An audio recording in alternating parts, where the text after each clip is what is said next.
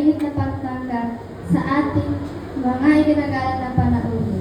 Ang ating Division Office Representative, Doc Marian Arias, kasama ang mga punong-puno ng Ontario East, sa ating panauhin tagapagsalita na ipagkakilala mamaya.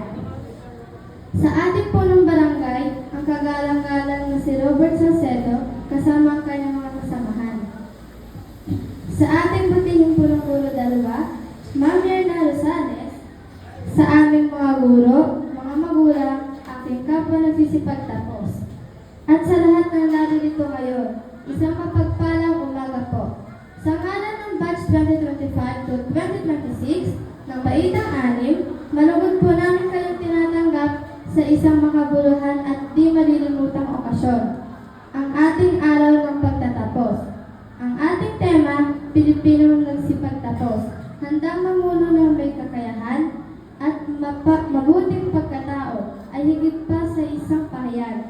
Ito ay sumasalamin sa aming pagkakakilanlan bilang mga mag-aaral.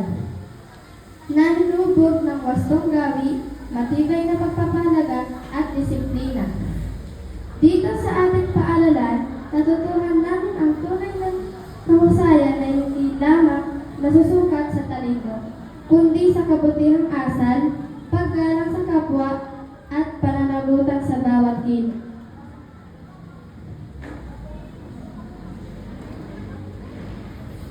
Ang pagtatapos na ito ay hindi lamang katapusan ng aming paglalakbay sa elementarya, kundi simula ng panibagong yugto, kung saan dala namin ang mga aral, gawi, at pagpapahalagang magsisilbing gabay sa aming pagtahak sa mas mataas na antas ng edukasyon at sa buhay.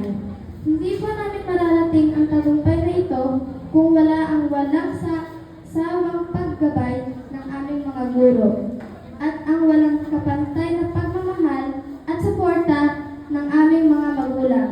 Sa inyo po ang tagumpay na ito ay inaalay namin ng may taus-pusong pasasalamat. Sa araw na ito, hindi lamang namin pinagdiriwang ang aming natamo, kundi pinagtitibay din namin ang aming pangako na patuloy na isa sa buhay ang mga mabuting gawi at magiging mga Pilipinong may kakayahan, may integridad at handang mamuno para sa ikabubuti ng nakararami.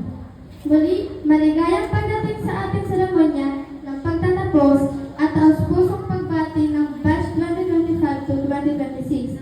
Maraming salamat po at mabuhay tayong lahat.